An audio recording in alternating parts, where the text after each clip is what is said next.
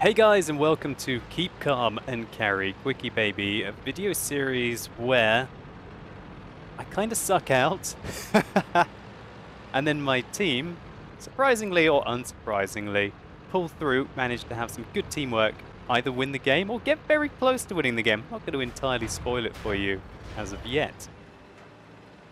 So I'm rushing on ahead in my Comet.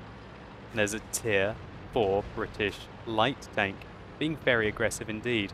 Now, if that Tier 4 British light tank wasn't there, I would likely go into this position so I can have a closer spot on the enemy.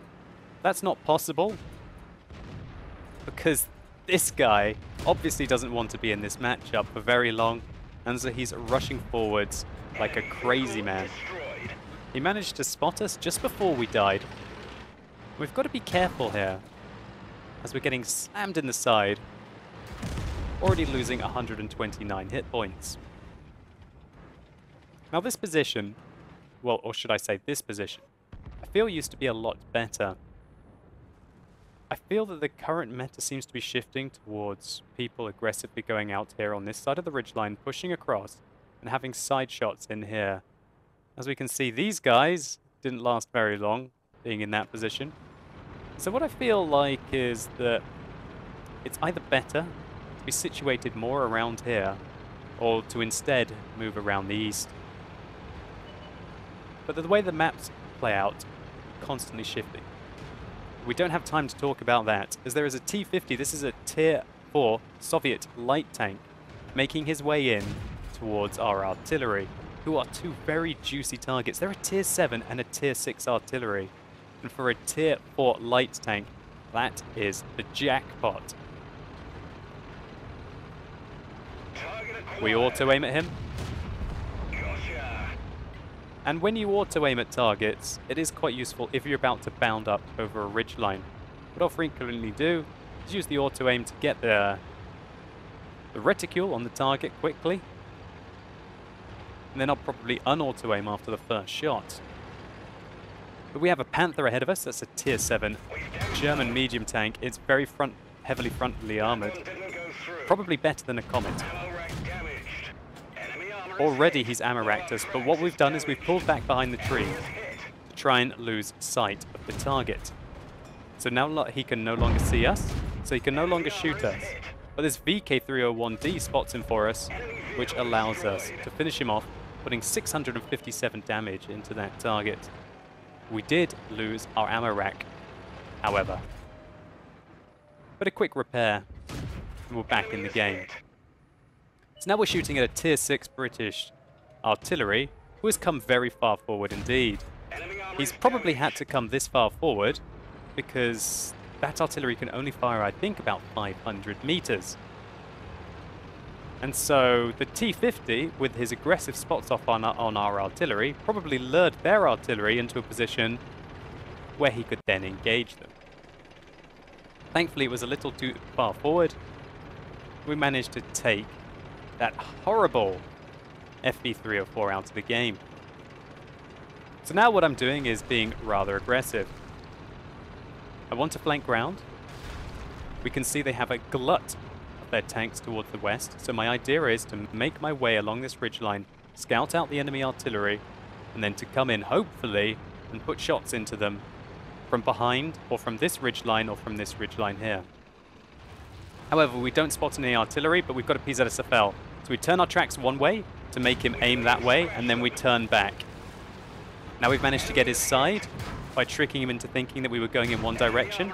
And now we load HE ammunition as we were behind him, and he's got very low armor. Even a low caliber gun such as the Comet, with its HE rounds, is enough to go through a target such as that.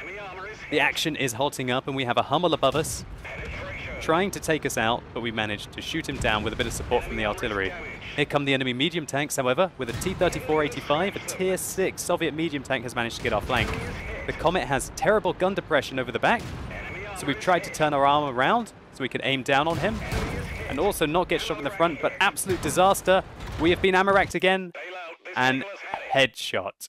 We just got absolutely murdered from behind, and that is a complete wrecking by this VK302D. What a fantastic hit by him. He saw a great opportunity pounded it down the slope and hit me well and truly in the back armor, destroying my tank. Luckily for us, however, the artillery are focusing up on our position, and it appears, after this guy gets his tracks back up, that they manage to put in, hopefully, a good shot right into his tank, or at least splashing him, doing a large amount of damage to him. So the battle rages on, with or without me. And maybe I made a bit of a brash play there and got myself separated. I really thought that I could handle myself in the Comet. It came back to bite me. We were 3 tanks ahead at one point in this game. And now we're 1 tank behind. And this T-43 has a very tricky task that I've left him alone with against a Tiger P. This Tier 7 German heavy tank has great frontal armor, and unless the T-43 can get him in the side, he's not going to be able to deal with him. But they've been completely outflanked in the town. Although the T-43 puts in 1 good shot, it's too late for him. So now we are 3 tanks behind in this matchup. Make that 4 tanks behind in this matchup. Enter Eisenjup. Eisenjup is going to carry me right now. He puts in a good hit into the grille and finishes him off with a ram, hopefully before he is able to reload. Now we go back and see what the artillery are up to. The artillery are just waiting. Hopefully Eisenjup can get some good spots for them. So right now, the enemy have got 3 Tier 7 tanks, 1 Tier 6 heavy and 1 Tier 6 medium, versus a Tier 6 Hellcat and 2 artillery. Eisenjup spots that T-34-85 and puts in a fantastic shot with his 90mm he must be to roll that high, finishing off the tank which ammo-racked me earlier. Great defense by our Hummel as well, taking out the AMX AC-46, who got a rush of blood and decided to go and engage instead of dealing with the cap. Now Eisenjup avoids the ram from the KV-2 and dodges his 152mm shell, puts 1 into the front of the KV-2 and then 1 into the side, and now he's completely changed the outcome of this game.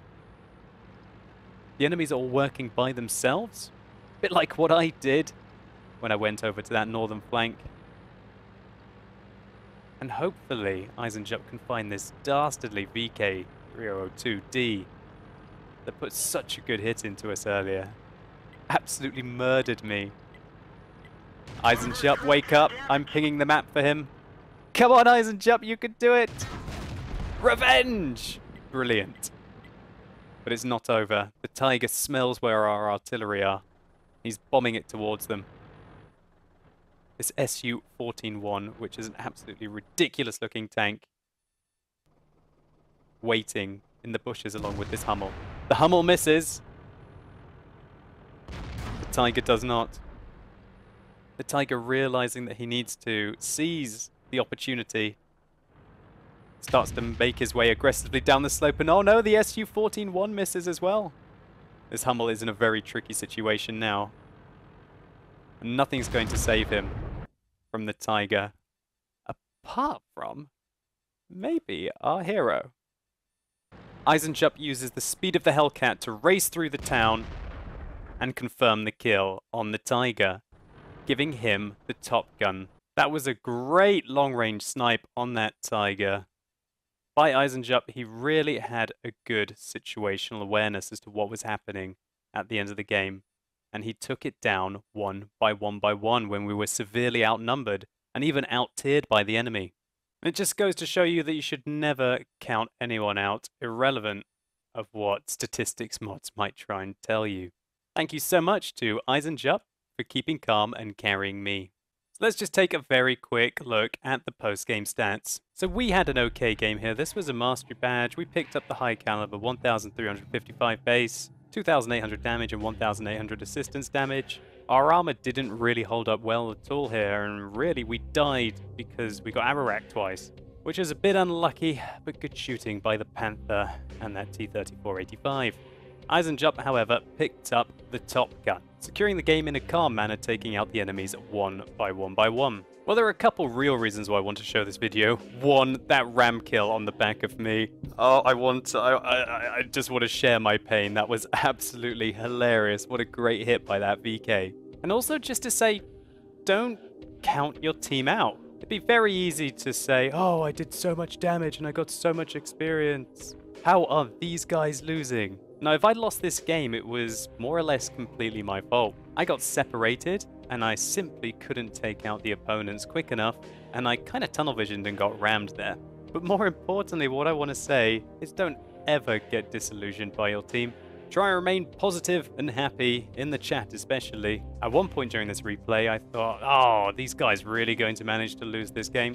Which was a completely subjective opinion, and I was so pleasantly surprised to see Eisenjup, a player who many would just shun statistically, come through and carry me really hard. It was just lovely to see. And also a shout out to these artillery players. Look at the damage. They both had a fantastic round and literally went down swinging until the end, which allowed us to win the game. So that's a fantastic attitude, and a shout out to you, Makisrix, and also to Ninja Rockster. Thank you so much, guys. I really appreciated playing with you.